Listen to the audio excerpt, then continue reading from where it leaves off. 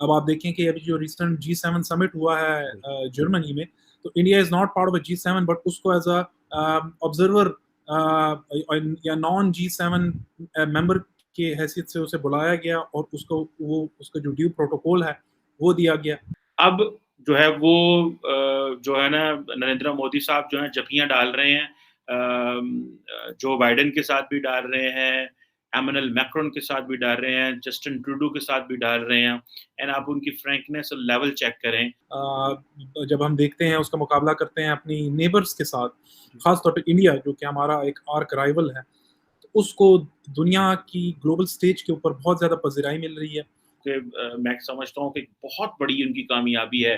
You can imagine the confidence that India has gained on the global stage. Hindustan में 250 अरब dollar का एक साल में सॉफ्टवेयर बेच रहा है हिंदुस्तान। आप 50 अरब के सीपैक पे नाच रहे हैं, वो 250 अरब का सिर्फ सॉफ्टवेयर बेच देते हैं एक साल का।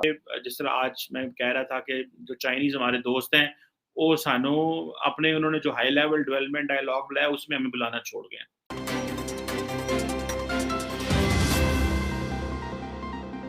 G7 की मीटिंग जर्मनी में हो रही है। ज़्यादातर जो मीटिंग है वो इसका फोकस यूक्रेन पे है, इंडो पैसिफिक पे है, इन चीज़ों पे है। लेकिन ये जो आपको पता है 7 ग्रुप ऑफ 7 वेल्दी डेमोक्रेसीज़ जो हैं, और ये दुनिया का बहुत बड़ा जो एजेंडा है इंटरनेशनल पॉलिटिक्स में, वर्ल्ड ऑर्डर में, ये सेट करते हैं। ये जो US, UK, Canada, Germany, France, Italy, Japan, ये जितने भी ममालिक हैं along with this European union as well, ये इन चीज़ों पे काम कर रहे हैं जहाँ पे वो समझते हैं कि हमें किस तरह इस वक़्त रशिया को जो है वो एंगेज करना है।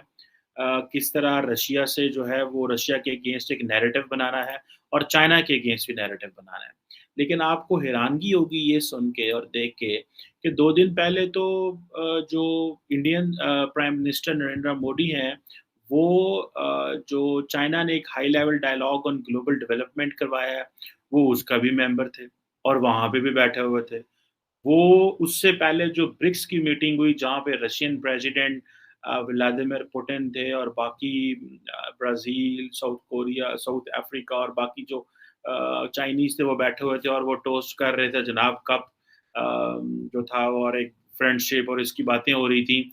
इधर जो है वो इंडियन प्राइम मिनिस्टर जो है वो यूरोप आ गए हैं और यहाँ पे आके वो बैठ के तो वो बेसिकली अगर मैं ये कहूँ कि इस वक़्त बहुत सारे जो डिप्लोमैटिक ऑब्जेक्टिव में जो प्राइमरी डिप्लोमैटिक ऑब्जेक्टिव है फॉर द G7, वो इंडिया को वेस्टर्न साइड के करीब करना है।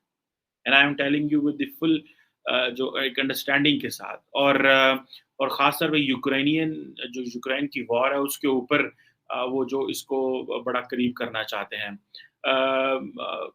इंडिया ये तो कहता है कि जी ठीक है, जंग नहीं होनी चाहिए और इस तरह नहीं होनी चाहिए, लेकिन इंडिया जो है, वो जिस तरह एक वेस्टर्न ब्लॉक में इतना करीब हो गए, देखिए चाइनीज़ इतने करीब नहीं है जितना इंडिया करीब है।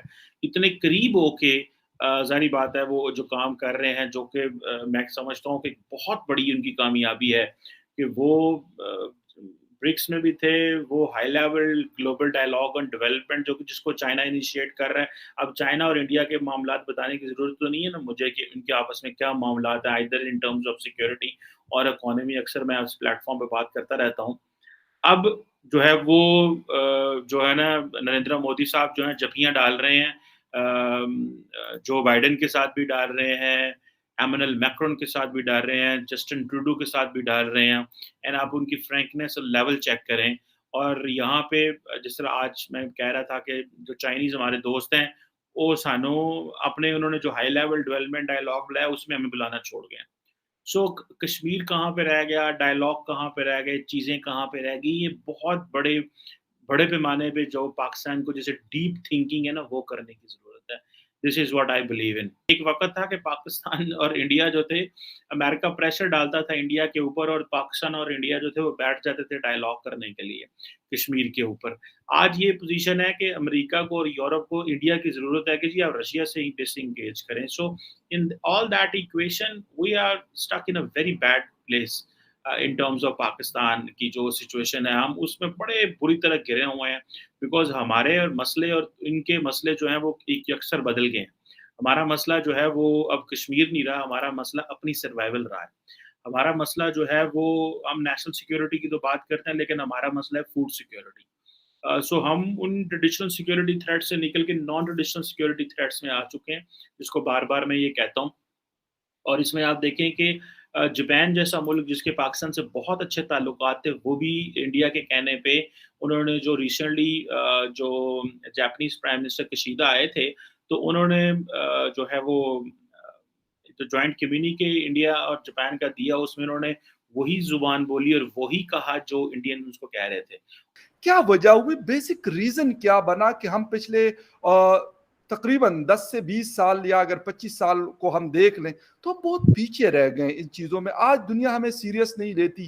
क्या ऐसी कमजोरियां क्या हुई जिसके ऊपर हमने काम नहीं किया, या हमने इसको कहा कि यार ठीक है हम बस चल रहे हैं, दुनिया हमेशा हमें इसी तरह, अमेरिका भी हमें हाथों हाथ लेगा, अरब कंट्रीज भी हमें इसी तरीके से रखेंगे और बाकी दुनिया भी करेगी। लेकिन अब लगता है कि दुनिया की सोच काफी चेंज हो चुकी है। हम ये तो कहते हैं कि जी इंडिया ने हमारे साथ ये कर दिया, इंडिया ने हमारे साथ वो कर दिया, लेकिन मेरा जाती ख्याल ये है as a student of journalism कि सर हम क्यों नहीं कुछ कर सकते। इंडिया जो कि हमारा एक आर्क राइवल है, तो उसको दुनिया की ग्लोबल स्टेज के ऊपर बहुत ज़्यादा पज़िराई मिल रही है। अब आप देखें कि अभी जो रिसेंट G7 समिट हुआ है जर्मनी में, तो India is not part of G7 but उसको एज़ अ ऑब्जर्वर या नॉन G7 मेंबर की हैसियत से उसे बुलाया गया और उसका जो ड्यू प्रोटोकॉल है वो दिया गया। फिर अब देखें कि इंडिया ने अभी रिसेंटली अनाउंस किया कि वो G20 का समिट जम्मू एंड कश्मीर में, जो Indian occupied Jammu and Kashmir है, वहाँ पे होस्ट करेगा। यानी आप you can imagine the confidence that India has gained on the global stage. बहुत ही मुश्किल एक काम है डिप्लोमेसी, और बड़ी प्रूडेंट और श्रूड अप्रोचेस आपको रखनी पड़ती। इंडियन डिप्लोमेट्स को देखें आप, कितना उनकी वो, आप उनकी यूएन में सेशंस देखें उनकी। अब रिसेंटली आप देखें कि उन्होंने जयशंकर, ये 2+2 डायलॉग हुआ था इंडिया और यूएस का, जिसमें ब्लिंकन और ऑस्टिन एक तरफ खड़े थे, जो यूएस का सेक्रेटरी ऑफ स्टेट और सेक्रेटरी ऑफ डिफेंस, और जयशंकर और जो उनका जो डिफेंस मिनिस्टर इंडिया का राजनाथ, वो एक तरफ खड़े थे।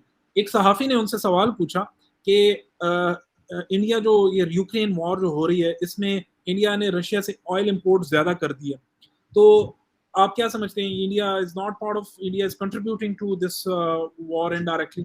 उन्होंने बड़े मजे का जवाब दिया और उन्होंने सहाफी को जवाब दिया, लेकिन बेसिकली वो जवाब सहाफी को नहीं था, वो अमेरिकन काउंटर पार्ट्स को था जो उनके बिल्कुल बगल में खड़े थे। उन्होंने कहा कि आप हमें कहते हैं India is a sovereign state, first of all it's independent in its decision कि वो किससे बिजनेस करता है, किससे नहीं करता। सेकेंडली, ये डुअल स्टैंडर्ड जो है आपके, ये आपको खत्म करने पड़ेंगे। कि इंडिया को आप एक नजर से देखते हैं और यूरोप को आप एक नजर से देखते हैं। यूरोप ने अपना गैस इंपोर्ट्स और ऑयल एंड गैस इंपोर्ट्स वही बरकरार रखें, और अगर हम करते हैं तो दैट्स नॉट करेक्ट। तो यानी देखें, इतना उनका कॉन्फिडेंस, इतना उनका स्टेचर बिल्ड हुआ है